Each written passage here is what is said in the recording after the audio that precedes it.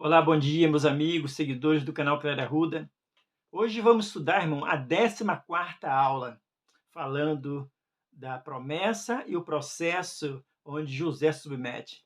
Claro, englobando toda a família, os 12 patriarcas, quer dizer, as 12 tribos. Bem, irmãos, estamos estudando aí a região do Oriente Médio, onde tudo começou foi ali na Mesopotâmia, onde estão os rios Tigres e os rios Eufrates, indo até o Mar Mediterrâneo, abaixo está o Egito e logo está a Arábia. Foi nesse quadrado onde tudo começou, viu, irmãos? Irmãos, falaremos de Gênesis, do capítulo 37 até o capítulo 41. Então, não perca, irmão. Fique conosco até o fim.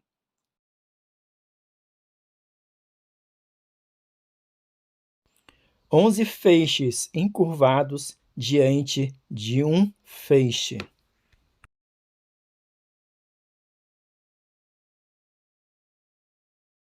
Sol, lua e 11 estrelas ao redor de José. Aqui, irmão, José está recebendo uma promessa. Só que toda promessa, irmão, tem um processo. Esse processo tem que ser feito junto com o pai. Esta é a história da família de Jacó. Quando José tinha 17 anos, pastoreava os rebanhos com seus irmãos, ajudava os filhos de Bila e os filhos de Zilpa, mulheres de seu pai, e contava a seu pai a má fama deles. Ora, Israel gostava mais de José do que qualquer outro filho, porque ele havia nascido em sua velhice, por isso mandou fazer para ele uma túnica longa. Assim, seus irmãos tiveram ciúme dele.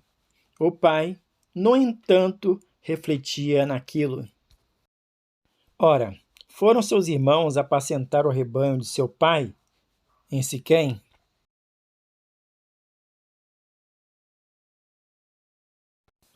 Israel disse a José: Como você sabe, seus irmãos estão apacentando os rebanhos perto de Siquém. Quero que você vá até ali. Sim, senhor, respondeu ele. Disse-lhe o pai: Vai ver se está tudo bem com seus irmãos e com os rebanhos, e traga-me notícia. Jacó enviou quando estava no vale de Hebrom, mas José se perdeu quando se aproximava de Siquém. Um homem o encontrou vagueando pelo campo. Ele perguntou: Quem é que você está procurando? Ele respondeu: Procuro meus irmãos. Pode me responder onde eles estão apacentando os rebanhos? Respondeu o homem: Eles já partiram daqui, e os vi dizer: Vamos para Dotã. Assim José foi em busca dos seus irmãos e o encontrou perto de Dotã. Mas eles o viram de longe e, antes que chegasse, planejaram matá-lo. Lá vem aquele sonhador, diziam uns aos outros. E agora, vamos matá-lo e jogá-lo num destes poços? E diremos que um animal selvagem o devorou. Veremos então que será dos seus sonhos. Quando Rúben ouviu isso, tentou livrá-lo das mãos deles, dizendo: Não lhe tire a vida. E acrescentou: Não derrame sangue. Jogue-no naquele poço no deserto, mas não toque nele. Rúben propôs isso porque a intenção dele livrá-lo era levá-lo de volta ao seu pai. Chegando José, seus irmãos lhe arrancaram a túnica longa. Agarraram-no e jogaram no poço, que estava vazio, sem água. Ao se sentarem para comer, viram ao longe de uma caravana de ismaelitas que vinham de Gileade. Seus camelos estavam carregados de especiarias, bálsamos, mirra, que eles levavam para o Egito. Judá disse então a seus irmãos: Que ganharemos se matarmos o nosso irmão e escondermos seu sangue? Vamos vendê-lo aos ismaelitas. Não tocaremos nele. Afinal, é nosso irmão. É nosso próprio sangue. E seus irmãos concordaram. Quando os mercadores ismaelitas de Midian se aproximaram, seus irmãos tiraram José do poço e o venderam por 20 peças de pratas aos ismaelitas que o levaram para o Egito. E os irmãos de José, em comum acordo entre todos, decidiram vender José aos ismaelitas. Chegando em casa, irmãos, eles contaram a Jacó como aconteceu o acidente. Disseram que José foi morto por animais no deserto. Não se importaram em nenhum momento o sentimento que Jacó tinha por seu filho, e sabendo que José estava vivo. Quando Rubens voltou ao poço e viu que José não estava lá, rasgou suas vestes. E voltando os seus irmãos, disse: o jovem não está lá. Para onde irei agora? Então eles mataram um bode, mergulharam no sangue a túnica de José e a mandaram ao seu pai com este recado: achamos isto, veja se é a túnica do teu filho. Ele a reconheceu e disse: é a túnica do meu filho. Um animal selvagem o devorou. José foi despedaçado. Então Jacó rasgou suas vestes, vestiu-se de pano de saco e chorou muitos dias por seu filho. Todos seus filhos e filhas vieram consolá-lo, mas ele recusou ser consolado, dizendo: não, chorando descerei a sepultura para junto do meu filho, e continuou a chorar por ele. Nesse meio tempo, no Egito, os midianitas venderam José a Potifar, oficial do faraó e capitão da guarda. Bem, alguns estudiosos acreditam, irmãos, que José ele entrou no Egito na 17ª dinastia dos Ixos. Mas quem são os Ixos? São parentes próximos, semitas dos hebreus. Amém, irmãos? Depois, no futuro, trocou essa dinastia. Aí sim o povo ficou escravo. O povo hebreu ficou escravo porque eles não tinham nenhuma ligação com essas dinastias futuras que trocou. Quando este percebeu que o Senhor estava com ele e o que o fazia prosperar em tudo o que realizava, agradou-se de José e tornou-o administrador de seus bens. Potifar deixou a seu cuidado sua casa, ele confiou tudo o que possuía. José passou a sofrer assédio, irmão, da mulher de Potifar. E foi muito difícil para José.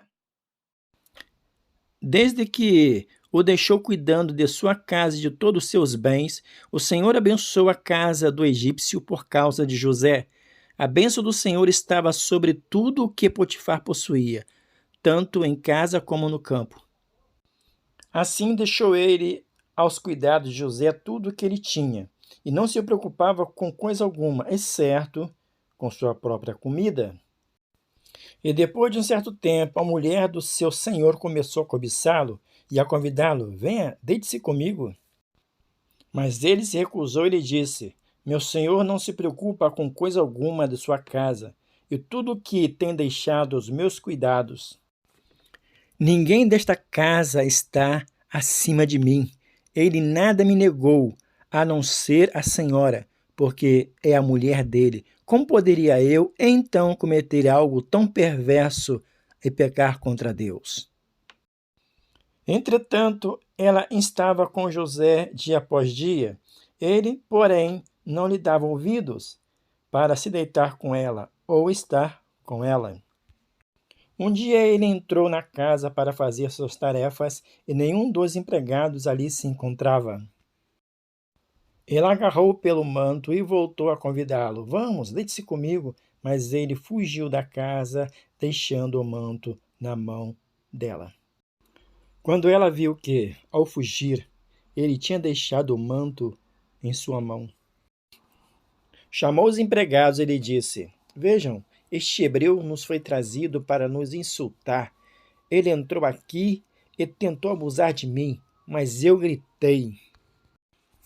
Quando me ouviu gritar por socorro, largou seu manto ao meu lado e fugiu da casa. Ela conservou o manto consigo até que o senhor de José chegasse a casa. Então repetiu-se a história. Aquele escravo hebreu que você nos trouxe aproximou-se de mim para me insultar. Mas quando gritei por socorro, ele largou seu manto ao meu lado e fugiu. Quando o seu senhor ouviu que a sua mulher lhe disse: "Foi assim que o seu escravo me tratou", ficou indignado. Mandou buscar José e o lançou na prisão em que eram postos prisioneiros do rei. José ficou na prisão. José, irmão, ele foi acusado injustamente de molestar a mulher do seu patrão. O Senhor, porém, estava com José e estendeu sobre ele a sua benignidade e deu-lhe graça aos olhos do carcereiro mor. Por isso o carcereiro encarregou José de todos que estavam na prisão, e ele se tornou responsável por tudo o que lá sucedia. E o carcereiro não tinha cuidado de coisa alguma que estava na mão de José, porquanto o Senhor era com ele, fazendo prosperar tudo quanto ele empreendia. Algum tempo depois, o copeiro e o padeiro do rei do Egito fizeram uma ofensa ao seu senhor, o rei do Egito. E Faraó irou-se com os dois oficiais, o chefe dos copeiros e o chefe dos padeiros, e mandou prendê-los na casa do capitão da guarda, na prisão em que José estava. O capitão da guarda os deixou aos cuidados de José, que os servia. Depois de certo tempo, o copeiro e o padeiro do rei do Egito, que estavam na prisão, sonharam. Cada um teve um sonho, ambos na mesma noite, e cada sonho tinha uma interpretação. Quando José foi vê-los na manhã seguinte, notou que estavam abatidos, por isso perguntou aos oficiais do faraó, que também estavam presos na casa do seu senhor: Porque hoje vocês estão com um semblante triste? Eles responderam: Tivemos sonhos, mas não há quem os interprete. Disse-lhe José: Não são de Deus as interpretações? Conte-me o sonho. Então o chefe dos copeiros contou o sonho a José. Em meu sonho vi diante de mim uma videira com 3 ramos. Ela brotou e floresceu e deu uvas e amadureciam em cachos. A taça de Faraó estava em minha mão. Peguei as uvas e as espremi, e a taça do Faraó e a entreguei na sua mão. Disse-lhe José: Esta é a interpretação. 3 ramos são 3 dias. Dentro de 3 dias, Faraó vai exaltá-lo e restaurá-lo à sua posição, e você servirá a taça da mão dele, como costumava fazer quando era seu copeiro. Quando tudo estiver rindo bem com você, lembre-se de mim e seja bondoso comigo. Fale de mim ao faraó e tire-me desta posição, pois fui trazido à força da casa ou na terra dos hebreus, e também aqui nada fiz para ser jogado neste calabouço.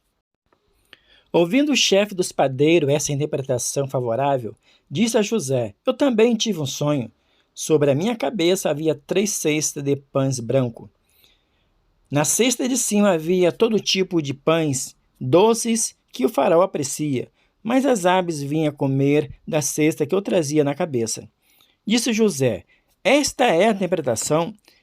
As 3 cestas são 3 dias. Dentro de 3 dias, o faraó vai decapitá-lo e pendurá-lo numa árvore, e as aves comerão da sua carne. 3 dias depois era o aniversário de Faraó, e ele oferecia um banquete a todos os seus conselheiros. Na presença deles, apresentou os chefes do copeiros e o chefe do padeiro. Restaurou a sua posição o chefe dos copeiros, de modo que ele voltou a ser aquele que servia a taça do faraó. Mas o chefe dos padeiros mandou enforcar, como José lhe dissera em sua interpretação. O chefe dos copeiros, porém, não se lembrou de José, ao contrário, esqueceu dele. Passaram-se muito tempo do acontecido. José já se sentia injustiçado, porque aquele copeiro não se lembrou dele no momento que ele necessitava. E Faraó teve um sonho, só que no seu reino não existia ninguém para interpretar aquele sonho.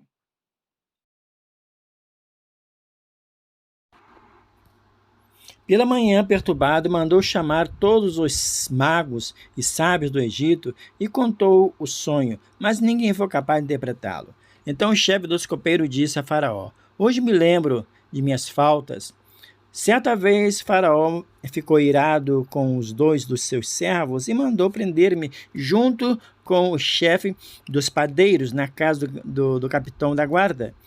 Certa noite, cada um de nós tivemos um sonho e cada sonho tinha uma interpretação. Pois bem, havia lá conosco um jovem hebreu, servo do capitão da guarda. Contamos a ele o nosso sonho e ele nos interpretou, dando cada um de nós a interpretação do seu próprio sonho. Contudo, aconteceu conforme ele nos disse. Eu fui restaurado em a minha posição e o outro foi enforcado. O faraó mandou chamar José, que foi trazido depressa do calabouço. Depois de barbear, trocar de roupa, apresentou-se a Faraó. Faraó disse a José: Tive um sonho que ninguém consegue interpretar, mas ouvi falar que você, ao ouvir um sonho, é capaz de interpretá-lo? Respondeu José: Isso não depende de mim, mas depende de Deus. Dará ao faraó uma interpretação favorável. Então, Faraó contou a José o sonho. Sonhei que estava a pé à beira do Nilo. Quando saíram do rio 7 vacas, belas e gordas, que começaram a pastar entre os juncos. Depois saíram outras 7, raquíticas, muito feias e magras. Nunca vi vacas tão feias em toda a terra do Egito.